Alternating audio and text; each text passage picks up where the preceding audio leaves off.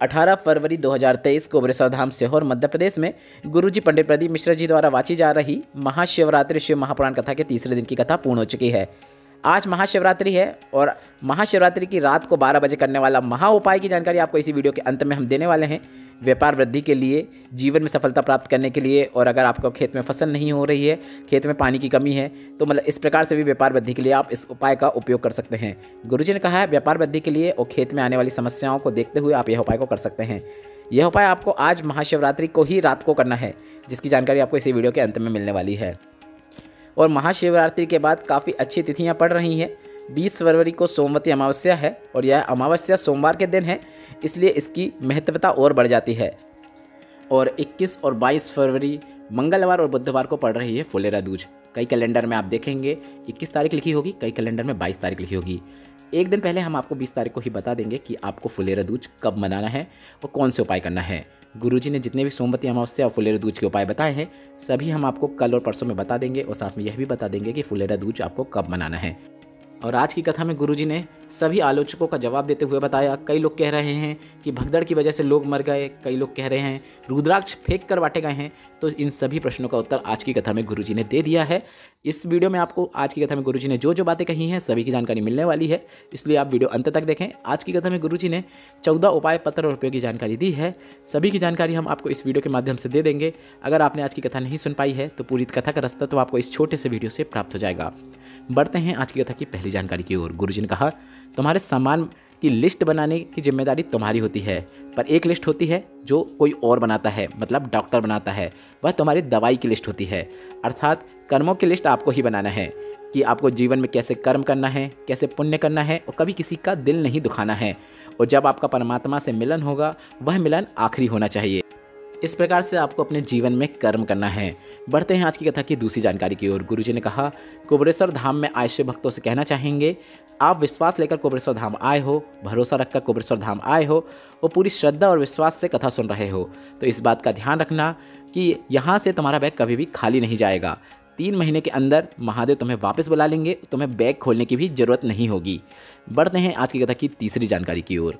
गुरुजी ने कहा आज दिल्ली से एक मिलिट्री और उनकी धर्मपत्नी आई।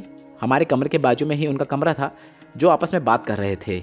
पति ने कहा, मिलिट्री में जो पति था उन्होंने अपनी धर्मपत्नी से कहा कि तुम्हें रुद्राक्ष तो मिला नहीं, और गुरुजी ने सभी को बुला लिया और रुद्राक्ष वितरण भी बंद कर दिया। तो इस पर उस महिला ने जो अपने पति को जवाब दी है, उसे सुनकर गुरुजी को बहुत ही अधिक प्रसन्नता हुई है। उस महिला ने कहा मैं भोलेनाथ से कह के जा रही हूँ कि मेरे पति की ज़िंदगी में और मेरे बच्चों की ज़िंदगी में कभी भी रुद्राक्ष की जरूरत ना पड़े, ऐसी कृपा करना। एक महिला के ऐसे शब्द सुनकर गुरुजी को बहुत ही प्रसन्नता हुई और उसके शिव के प्रति विश्वास को गुरुजी ने अभिवादन किया। बढ़ते हैं आज की कथा की चौथी जानकारी की ओर। सुनीता उपाध्याय जी पत्र लेकर आए, जिसमें उन्होंने लिखा मैंने पशुपतिनाथ व्रत किया। 5वीं बार पशुपतिनाथ व्रत था, मतलब 5वां पशुपतिनाथ व्रत था। उसी दिन मैंने बेलपत्र में शहद लगाकर उस बेलपत्र को शिवलिंग पर अर्पित कर दिया और चिपका दिया और ऐसा निवेदन किया कि मेरे पति की रेलवे में सिलेक्शन हो जाए। वो 5वां व्रत पूर्ण ही हुआ था और खबर आ गई कि उनका रेलवे में सिलेक्शन हो गया है। महादेव ने मेरी सुन ली, जिसका आभार व्यक्त करने मैं कथा पंडाल में आई हूँ, क्योंकि उन्होंने पहले कई बार एग्जाम दिया था पर उनका सिलेक्शन नहीं हो रहा था। बढ़ते हैं आज की कथा की 5वीं जानकारी की ओर। गुरुजी ने कोबरेश्वर धाम के बारे में चल रही अफवाहों को जवाब देते हुए आज कई मुद्दों पर बात कही है, जो कि इस प्रकार है। गुरुजी ने कहा आपके अंदर एक शंका आ जाती है तो आप उसे सत्य मान लेते हैं। इस कोबरेश्वर धाम में कई लोग मोबाइल कैमरा लेकर घूम रहे हैं और कई मीडिया वाले भी घूम रहे हैं, जो बोल रहे हैं कि भगदड़ मच गई और उस भगदड़ के कारण कई लोगों की मृत्यु हो गई और कई लोग गुम गए। तो इस पर गुरुजी ने कहा कि अगर भगदड़ हुई है तो इतने सारे लोग यहाँ पर मोबाइल लेकर घूम रहे हैं, कैमरा लेकर घूम रहे हैं, एक वीडियो बता दो जिसमें भगदड़ होते हुए का वीडियो हो। कई लोग कह रहे हैं रुद्राक्ष फेंक के दिया गया, तो गुरुजी ने कहा आप फेंकते हुए रुद्राक्ष का वीडियो हमें साझा करें, हमारे साथ शेयर करें कि हम भी तो देखें कि कैसे रुद्राक्ष को फेंक कर बांटा जा रहा है। गुरुजी ने पंडाल में बैठकर कथा सुन रहे लाखों भक्तों से कहा तुम यहीं पे थे 15 तारीख को और तुमने कहीं पर देखा हो कि भगदड़ हुई तो बताओ, इधर उधर लोग भागे हुए हों, जख्मी हुए हों तो बताओ। इसके बाद गुरुजी ने कहा अब कोई महिला को हार्ट अटैक आ गया है, उसे भगदड़ से जोड़कर बताया जा रहा है, बल्कि उस महिला के शरीर में अगर एक भी चोट आई हो, किसी ने उसके पाँव में कोई खरोच देखी हो तो हमें ज़रूर बताना, क्योंकि ऐसा कुछ भी नहीं हुआ है। महादेव के धाम को इस प्रकार से बदनाम करने की कोशिश ना करें। पढ़ते हैं आज की कथा की 6वीं जानकारी की ओर। गुरुजी ने कहा, हमने पावागढ़ की कथा में आपको बताया था कि किसी ने कहा है अभी धीरेन्द्र शास्त्री जी का नंबर चल रहा है, अगला नंबर आपका ही आने वाला है, तैयार रहना, जो कि सत्य हो गया। बढ़ते हैं आज की कथा की 7वीं जानकारी की ओर। गुरुजी ने कहा, हमने सीहोर के बजरंग दल के जगदीश कुशवाहा जी को कहा था, इस बार ऐसा मन है कि जो भी रुद्राक्ष लेने आएगा तो गेट के अंदर जब वह आएगा तो उस पर गौशाला का गौमूत्र का छिड़काव करवाया जाए, जिससे मालूम पड़ जाएगा कि वह सनातनी आया है। इस पर जगदीश जी ने कहा था, इतने सारे लोगों में गौमूत्र छिड़केंगे तो किसी को बुरा लग गया तो इस पर गुरुजी ने कहा कि अगर सनातनी होगा तो उसे बुरा बिल्कुल भी नहीं लगेगा। बढ़ते हैं आज की कथा की 8वीं जानकारी की ओर। गुरुजी ने कहा, ये लोग सनातनी नहीं हैं, जो ठान कर आए हैं कि कुछ न कुछ करके रुद्राक्ष महोत्सव को बंद करवाना है, जिसमें उनको सफलता प्राप्त हुई है। इसके बाद गुरुजी ने कहा, पर मेरा विश्वास है बाबा के द्वार में आप खाली नहीं जाओगे, 3 महीने बाद वे तुम्हें जरूर बुलाएगा और तुम्हें रुद्राक्ष जरूर देगा। बढ़ते हैं आज की कथा की 9वीं जानकारी की ओर। गुरुजी ने कहा, पूरे प्रांगण में और रुद्राक्ष महोत्सव जहाँ हो रहा है, जहाँ पर रुद्राक्ष का वितरण किया जा रहा है, सभी जगह लगभग 162 CCTV कैमरे लगे हुए हैं और सब कुछ रिकॉर्ड हो रहा है। एक व्यक्ति भी आकर कह दे कि रुद्राक्ष को यहाँ पर फेंका गया या फिर यहाँ पर भगदड़ मची, उसे हम कैमरे में देख लें। इसके बाद गुरुजी ने कहा, हमें तो लग रहा है यह रुद्राक्ष वितरण बाबा ने ही बंद करवाया है, ताकि वह 3 महीने बाद तुम्हें बुलाए और तब तुम्हारी झोली भी भरी रहे और तुम्हें रुद्राक्ष भी मिल जाए। बढ़ते हैं आज की कथा की 10वीं जानकारी की ओर, जो कि काफ़ी विशेष जानकारी है। गुरुजी ने कहा कि मैं यहाँ के कलेक्टर, SP और DSP और पुलिस कर्मियों का बहुत ही धन्यवाद करना चाहूँगा, आभार व्यक्त करना चाहूँगा, जिन्होंने इतनी अच्छी व्यवस्था बनाई। आज 18 फरवरी को पुलिस ने 5 लड़के और 5 महिलाओं को पकड़ा है, जो इधर उधर बैठकर लोगों को भड़काने का काम कर रहे थे, और उनके साथ साथ एक कैमरामैन भी था, जो उनका ही वीडियो लोगों को भड़काते हुए बना रहा था, जिसको सोशल मीडिया में डाला जा रहा था। और वह सबको कह रहा था, चिल्ला चिल्ला के वह लोग बोल रहे थे, वह महिलाएं बोल रही थी कि प्रदीप मिश्रा मुर्दाबाद, प्रदीप मिश्रा मुर्दाबाद, और पत्थर मारो, कांच फोड़ो। इस प्रकार से लोग वहाँ पर लोगों को भड़काने का काम कर रहे हैं। ऐसे में पुलिस कर्मियों ने देखा कि इस प्रकार से बेवजह लोगों को भड़काया जा रहा है, तो वो पुलिस वालों ने उन लोगों को पकड़ के गुरुजी के सामने लाए। इसके बाद गुरुजी ने कहा, तो आप अंदाज़ा लगा सकते हो कि लोग कितना बदनाम करने के लिए और नीचे गिराने के लिए लगे हुए हैं, तैयार बैठे हैं। बढ़ते हैं आज की कथा की 8वीं जानकारी की ओर। गुरुजी ने कहा, बुरहानपुर की कथा में, परभणी की कथा में, मालेगांव की कथा में हमने खुद कथा करी है, तो हमें तो पता ही होगा कि कितनी भीड़ आ सकती है, और यहाँ कोबरेश्वर धाम में कथा होगी तो कितनी भीड़ आएगी, कितनी व्यवस्था करना पड़ेगी, कितना समय देना पड़ेगा, कितनी प्रशासन की व्यवस्था करनी पड़ेगी। पर ये लोग भड़का रहे हैं और कई लोग भड़कावे में आ जाते हैं। बढ़ते हैं आज की कथा की 9वीं जानकारी की ओर। गुरुजी ने कहा, लोग भड़का रहे हैं, कह रहे हैं कि रुद्राक्ष 200-500 रुपये में बांटा जा रहा है। इस पर बिल्कुल भी भरोसा ना करें। कोबरेश्वर धाम का रुद्राक्ष बिल्कुल फ्री है और इसे लेने के लिए आपको किसी को भी 1 रुपये भी नहीं देना है। और अगर किसी के पास रुद्राक्ष फेंकने का वीडियो हो तो वह हमारे कार्यालय में आकर बता सकता है, क्योंकि रुद्राक्ष नहीं फेंके गए हैं, सब आपको भ्रमित करने की कोशिश की जा रही है। बढ़ते हैं आज की कथा की 10वीं जानकारी की ओर। गुरुजी ने कहा, कई लोग कह रहे हैं कि लोग खो रहे हैं, यहाँ पे लोग मिल नहीं रहे हैं, गुमशुदा हो रहे हैं। तो गुरुजी ने कहा, यह कोबरेश्वर धाम प्रदीप मिश्रा जी का बिल्कुल भी नहीं है, यह कोबरेश्वर धाम आप सभी का है। आपको कहीं पर भी नहीं जाना है। अगर गुम रहे हो तो यहीं कोबरेश्वर धाम में रहो, कहीं मत जाओ, अंत तक यहीं रुके रहो, यहीं पे रखो।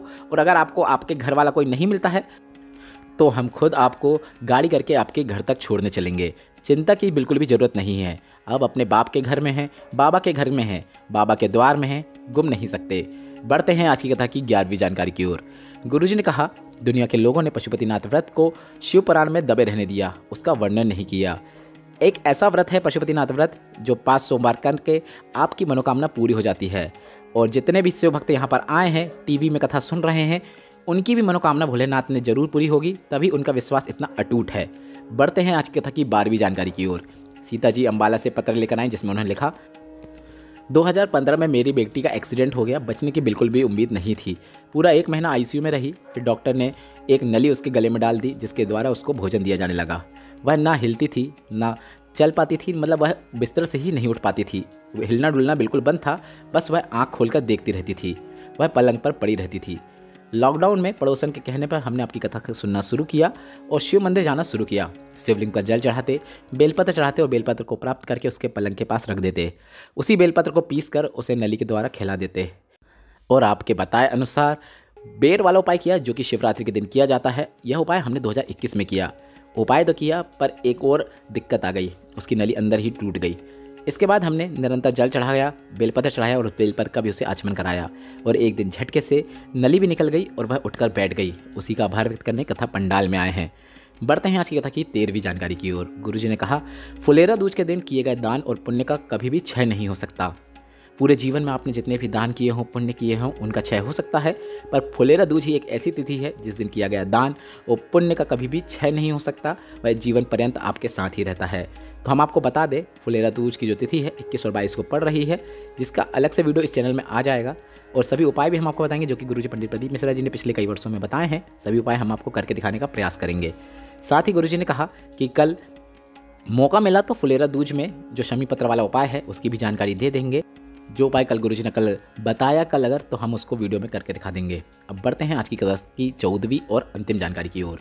गुरुजी ने व्यापार वृद्धि के लिए, और अगर खेत में आपका फसल नहीं हो रही है, कई दिक्कतें आ रही हैं, पानी की कमी हो रही है, किसी भी प्रकार की आपके व्यापार से संबंधित समस्याएं आ रही हैं, तो महाशिवरात्रि की 12 बजे रात को करने वाला यह उपाय बताया है। यह उपाय आपको आज रात को ही 12 बजे रात को करना है। इस उपाय को आप ध्यान से सुनिए। आपको सिर्फ और सिर्फ एक धतूरा लेना है और इस धतूरे को आपको हल्दी में लपेट लेना है। आप गीली या सूखी किसी भी प्रकार की हल्दी का उपयोग कर सकते हैं। बस धतूरे में चारों तरफ आप हल्दी लगा लीजिए। गीली हल्दी करके भी उसमें धतूरे को डुबो कर निकाल सकते हैं। और इसे ले जाकर आपको रात के 12 बजे शिवालय में जाकर शिवलिंग के ऊपर अर्पित कर देना है। यह उपाय आपको इसी प्रकार से करना है।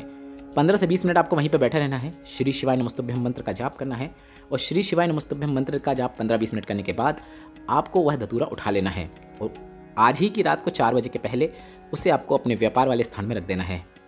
रखने के लिए आप कोई भी लाल कपड़े का उपयोग कर सकते हैं और उस लाल कपड़े से उस धतूरे में गांठ लगा सकते हैं। और अगर आपको फसल में दिक्कत आ रही है, पानी नहीं है, कई प्रकार की समस्याएं हैं, बोर सूख गई है, फसल में आपको मुनाफा नहीं हो रहा है, तो आप इस धतूरे को अपने खेत में गाड़ सकते हैं। पर यह आपको रात्रि के 4 बजे के पहले पहले कर लेना है। यह उपाय 4 बजे के पहले ही पूर्ण हो जाएगा। आज की कथा आपको कैसी लगी और गुरुजी के आज जो बेबाक तरीके से सभी आलोचकों को गुरुजी ने जवाब दिया, वह आपको कैसा लगा, कमेंट करके जरूर बताइएगा। और अगर आपको गुरुजी का आज का बेबाक तरीका और गुरुजी का अपने आलोचकों के प्रति जो जवाब था वह सुन के प्रसन्नता हुई हो, तो आप कमेंट बॉक्स में हर हर महादेव जरूर टाइप करें और इस वीडियो को लाइक करना ना भूलें। श्री शिवाय नमस्तुभ्यम। हर हर महादेव।